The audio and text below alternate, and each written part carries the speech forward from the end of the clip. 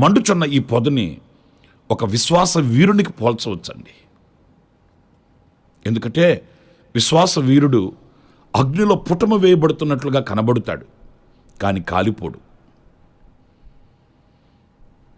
విశ్వాస వీరుడు అగ్ని చేత పరీక్షింపబడుతున్నట్లుగా, పరిశోధింపబడుతున్నట్లుగా కనబడుతాడు, కానీ అంతమైపోడు. ఎందుకంటే దేవుని వాక్యంలో వ్రాయబడిన మాట, శోధనల చేత మనము పరిశీలింపబడినప్పుడు మహిమాస్వరూపియగు ఆత్మ మన మీద నిలుస్తాడట. మహిమాస్వరూపియగు ఆత్మ మనకు తోడుగా ఉంటాడు.